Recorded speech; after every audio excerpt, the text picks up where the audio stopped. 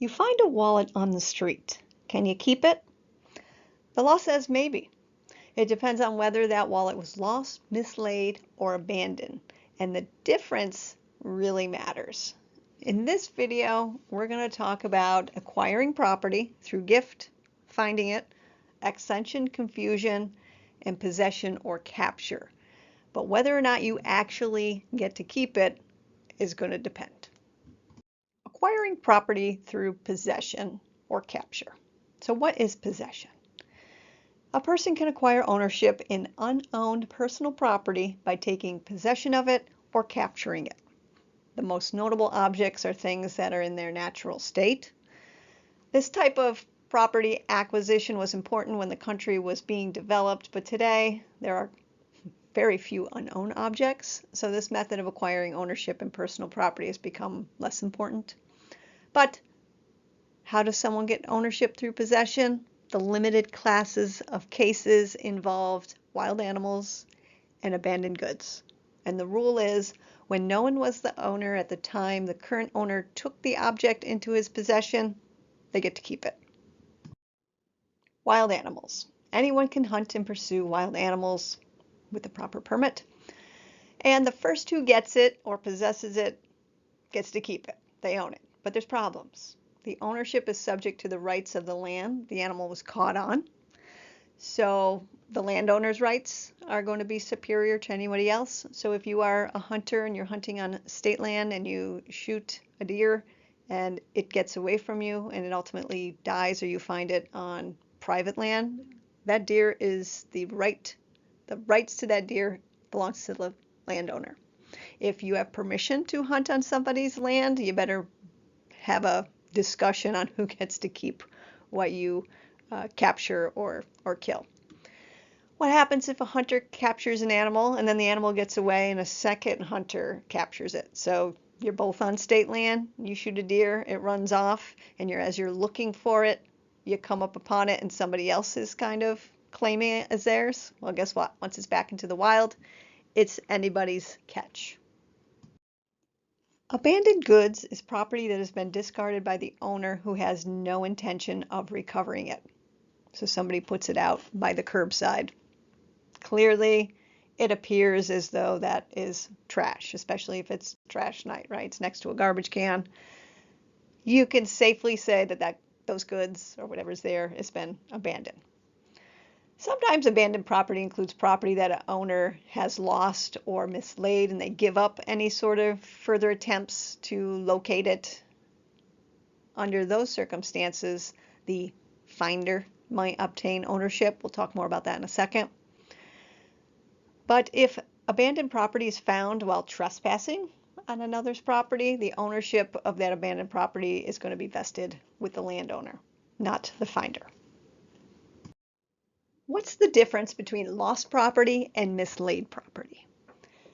Misplaced or mislaid property, it's property that the owner has voluntarily or intentionally parted with, intending to recover. Lost property, on the other hand, is somebody carelessly or negligently, inadvertently, and unknowingly lets property out of his or her possession. So it's kind of an involuntary parting, and they can't find it. They're looking for it. You've dropped and lost your keys or put them someplace, right? A wallet. The question is, are these items abandoned?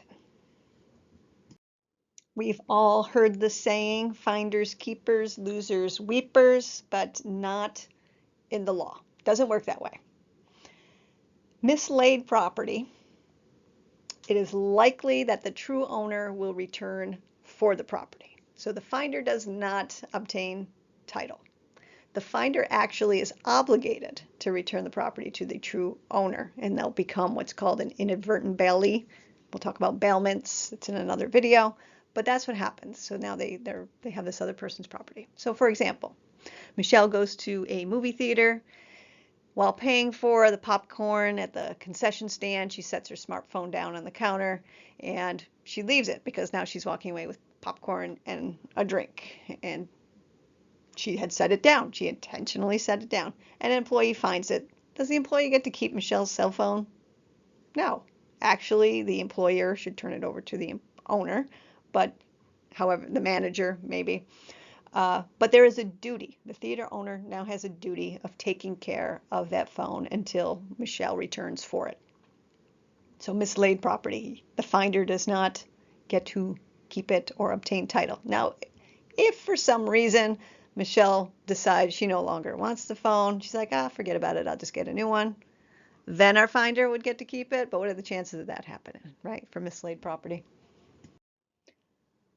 Lost property, the property that's left involuntarily, forgotten, the finder can claim title to it against everybody else except the true owner. So if you find a wallet on the street, you don't have to pick it up, right? You can just walk right by it. But if you do and you open it and there's the owner's information, you actually have a duty to return it. Even if the person's information's not there, the assumption is, well, it's not yours and somebody must have dropped it. If the owner of lost or mislaid property demands the return of their property, the finder must return it. So how do we find these people? What if there's no ID in the wallet? What if, the cell phone's laying there on the counter? You don't know who left it there. How do we find these folks? Of course, in the movie theater, you could probably make an announcement, but let's talk about the wallet. Many states have estray statutes. And these state laws impose a duty on the finder. That duty is to find the owner. So if the owner cannot be found after a reasonable time, that time is set by the state law, then the finder gets to keep the property. Some states even require a diligent search to locate that true owner, which might look like publishing an advertisement or bringing it to the police. In New York, you have to notify the police, or return that, or give that property to the police. And if the owner is not found after 6 months, then the finder becomes the rightful owner. An interesting case that kind of intertwines our mislaid, lost, and abandoned property. Robert Spann, this is out of Arizona. Robert Spann lived in his Paradise, Arizona home until he passed away. His daughter Karen Spann became the personal representative of the estate, and she and her sister Kim, they took charge of the house. They knew that their father hid gold, cash, and other valuables in cans in unusual places around the house.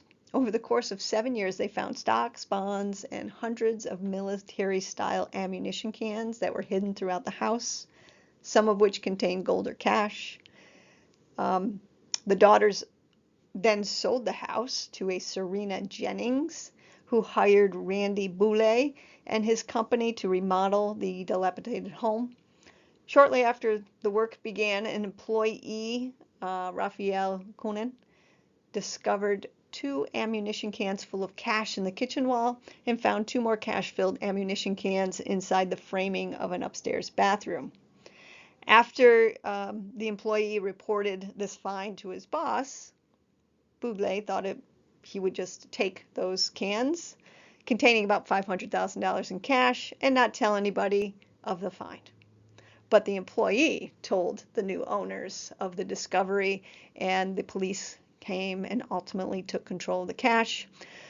Boulay claims that the money is his as the finder. The Jennings assert that the cash is theirs. Serena Jennings says the cash is hers and her husband's, and because it was abandoned. And of course, the Spann sisters claim the cash was mislaid and therefore belongs to the father's estate. So the trial court, the lower court, ruled that the cash was mislaid and awarded the cash to the Spanns, and of course, the losers both appeal. So the question before the appeals court was the $500,000 cash abandoned or mislaid property. And according to the court wrote, although elementary school children like to say finders keepers, a finder of mislaid property must turn the property over to the premises owner, who has a duty to safeguard the property for the true owner. Abandonment is the virtual throwing away of property without regard as to who may take over or carry on. In this connection, it has been said that people do not normally abandon their money. So here, the facts are undisputed that the estate did not intend to abandon the funds. As a result, and as the trial court found, the funds are, as a matter of law, mislaid.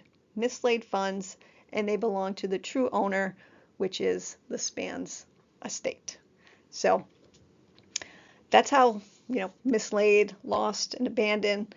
In this instance, that was the Arizona courts, but I think that would be pretty consistent in many courts. For abandonment to kick in, abandonment of property, the owner must intentionally abandon it, give it up. So what happens if a finder doesn't return property despite demand or knows who the owner is? Well, they can be sued. They can be sued in tort action for conversion, or they can be charged with stealing, theft. We can acquire property through gifts. Gifts are a voluntary transfer of property ownership made without consideration, past or present consideration. The lack of consideration is what distinguishes a gift from a purchase. Purchase is a contract, technically, so one of the requirements of a contract is consideration. The person making the gift we call the donor, and the one receiving the gift we call the donee, and the gift must be given in the present. A promise to make a gift tomorrow or next year, that's not a gift. And our gifts require 3 elements. If somebody's arguing that something was a gift, these are the elements that that the courts are going to use to determine whether or not somebody gave a gift. Was there donative intent on the part of the donor? Was there delivery of that gift? And was the gift accepted by the donee? How does a court determine donative intent? Well, it's going to look at the circumstances, the totality of the circumstances. It's going to look at what the donor said. Was there any intent there in the circumstances, in the language, to give property in the present time? They're also going to look at the parties' relationship, how big was the gift, what was the mental capacity of the donor, and it's going to what would a reasonable person in the place of the donee think? They're looking at it as the objective point of view, but they're also looking at the circumstances, the language, are we in the present, who are the parties, how big is the gift, and the mental capacity of the donor. Delivery is, do we see the donor giving up control and ownership rights? Sometimes delivery is obvious, right? I have a book, I want to give it to you, I just hand it to you. It's pretty simple when we can actually have the tangible physical piece of property and we're standing together and I can hand you that as a gift. Here's a gift. But it's harder if we're dealing with an intangible piece of property or where it's impracticable, right? If I want to give you my car, I'm not going to pick up my car and hand it to you. I'm probably going to do something symbolic like here's the keys, maybe give you the paper title if I have it. For example, Gina wants to make a gift to Harold of gold coins that she's stored in a safe deposit box at a bank. Of course, she cannot deliver the box itself to Harold. Maybe she doesn't want to take the coins out of the bank. So how does she do delivery? Again, give him authorization and give him the key. So we can have delivery without the actual physical transaction, or where it's difficult or impossible to have a physical delivery. Courts call it constructive delivery or symbolic. The last element that the court looks at to determine whether or not a particular transaction resulted in a gift is acceptance. And this is going to be presumed, because why would you turn away a gift, right? Here's your gift, thank you. But sometimes people don't want the gift for whatever reason, and it happens. But courts are going to presume that acceptance was there unless there is proof that the gift was refused. So there will need to be refusal of the gift. Otherwise, it's presumed that the gift was accepted. We have 2 types of gifts, gifts made inter vivos and one causa mortis. What is the difference? Inter vivos is the one we're most familiar of. You give a gift to your sibling on their birthday, right? That's a gift made during one's lifetime. Causa mortis, this is a gift made in contemplation of imminent death from a specific cause. We call this a deathbed gift too. There's two components to it. The donor makes a gift in anticipation of approaching death from some existing sickness or peril, and the donor dies from such sickness or peril without having revoked the actual gift. The big distinction between the two is revocability. When we have inter vivos gifts, it's a once made, no takebacks, irrevocable gift. Once you've given a gift, you can't take it back. The casa mortis, this is a gift that's revocable up until the time the donor dies from the contemplated cause, and it is automatically revoked if the donor recovers or if the donee dies before the donor does. Some examples of this. Daisy tells Elmore that she is going to give him an electric guitar on his next birthday. This is not a gift. Here we have a promise to make a gift, but no gift until the guitar is given. It has to be done in the present. When Alice graduated from college, Alice gave her compact refrigerator to her college roommate Grace. Alice did not expect to need it again. However, 1 month after making the gift, Alice was accepted into grad school and once again has to prepare for dorm life. Alice telephoned Grace and explained what had happened. Alice told Grace that she wanted Grace to return the refrigerator to her. Can Alice take it back? What type of gift is this? This is the inter vivos gift. There is no takebacks here. Alice cannot take it back. Grace gets to keep the refrigerator. Sandy is a patient in a hospital. She's having a major surgery from which she may not recover. Before going into surgery, she removes her diamond ring and gives it to her friend Pam, stating, "In the event of my death, I want you to have this." If Sandy dies during the operation, Pam gets the ring, even if Sandy left the ring to someone in her will. If she survives the surgery, the gift is automatically revoked because the condition of getting the gift is her dying from the operation, which did not happen here. Acquiring property through accession means we have an addition to personal property that increases the value of that property. For example, Martin buys all the materials necessary to customize his Corvette. He hires Zach, a customizing specialist, to come to his house to perform the work. Martin pays Zach the value of the labor, but obviously Martin gets to retain property of his Corvette, which is probably increased as a result of the customization. Another example, I have a ring and I have a jeweler then add a diamond to that ring. The value has increased. The jeweler doesn't get to keep the extra value, right? I am a farmer that owns a cow. I own any calves that are born to that cow. What if accession occurs without the permission of the owner? If it's done in bad faith, wrongfully, intentionally wrongfully, the owner keeps it over the improver and there's going to be no compensation for that wrongdoer. So for example, Patty steals a car, puts on new expensive tires on it. If Ivan is the rightful owner to the car and later recovers the car, he will not be required to give back or compensate Patty for those tires. If accession is done in good faith or an honest mistake of judgment, then what happens? Well, the owner is still going to get to keep their property, even with it being enhanced, but the owner will have to compensate for any improvements unless the improvement can be taken back, can be removed, in which case the improver removes and then would have to pay for any damages. The last way that we could acquire property is through confusion. This is where we have mixing of goods belonging to two or more owners so that the independent goods cannot be identified any longer.